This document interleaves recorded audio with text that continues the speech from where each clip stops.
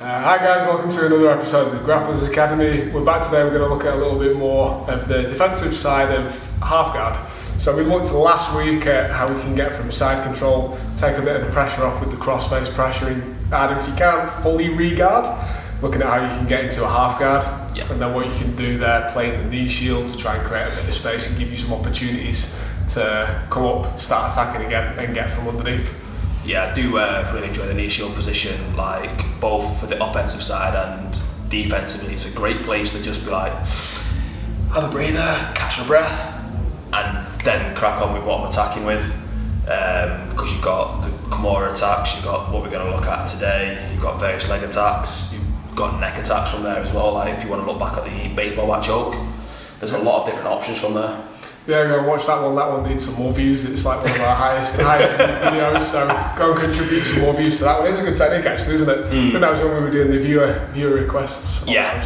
So go and check that out for some attacks from underneath. I personally really like side control from, half guard from top and bottom. Yeah. There's a lot of options because it's one of those middle positions. You can transition either way, and there's a lot of creativity that can be played from there as well, top and bottom. And it's a funny position as well because it's not one of those ones that necessarily gets taught immediately. No. Because it is one of those half-half positions between a full close guard and a side control, which is where you'd ideally end up being.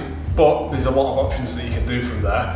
And like Si quite rightly said, from the bottom it is a good place to try and take a bit of a breather and alleviate some of the pressure that somebody might be putting down on you from the top in a full side control, especially if they've got some really nasty cross-face pressure. But let's have a look a little bit at the knee shield that we talked about last week. And we talked about two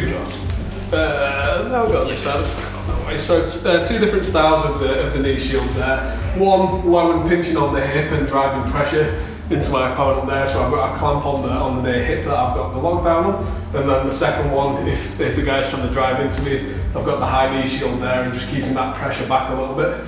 So the one that we're going to play around with a little bit more today is the higher one.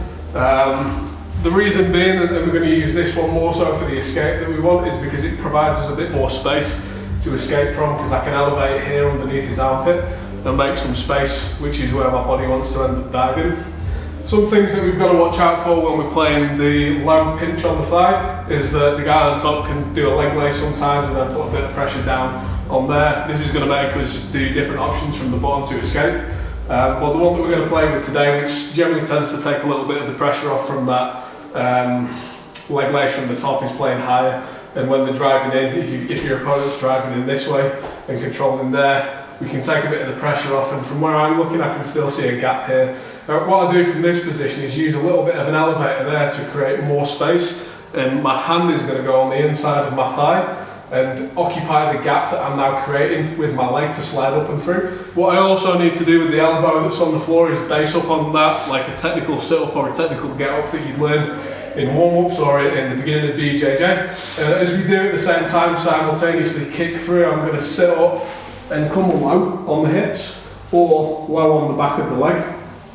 What I want to avoid doing is coming up too high, because what my opponent can do from there is put a really good whizzer down and start to apply a lot of pressure down and shut me down on that. To avoid doing that, I want to get low in on the hip and get my shoulder across the rib cage to avoid the guy on top putting a lot of pressure down. And from there what I'm going to do is use my elbow to start walking out round to the side, and the leg that I've still got hooked, I'm going to drag that with me to start taking his base away. I can keep hold of this here on the hip when I've got good pressure, and we can sometimes start attacking on the arm to drive them down this way. But what we're going to do today simply is just retrieve this leg out to the side, keep pulling pressure in to drag them down, and snap over the top and come into a front headlock. So again, just quickly in on that, let's go through that all as one movement. We're in the knee shield position to start off with. We're creating the space and keeping a bit of a frame away for the time being. What I don't want him to do is get control of my arm, because that's going to stop and limit my movement. So when we're here as well, I want to make sure I've got that wrist control. I'm applying pressure to give him something to fight back against a little bit as well.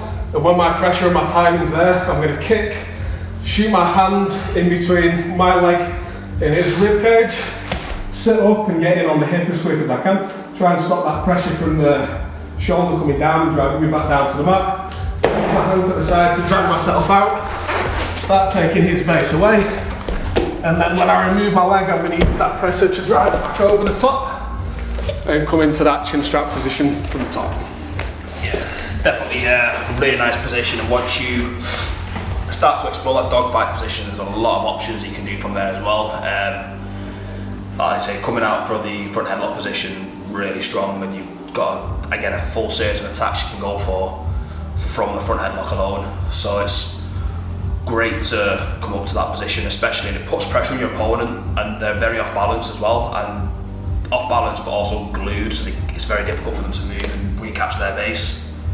Strong position to come to, isn't it? We're probably going to explore this a little bit more over the next couple of weeks as well. That dogfight position is strong, as Si said, and there's a lot of different options there from attacking as well as just regarding and getting a dominant position.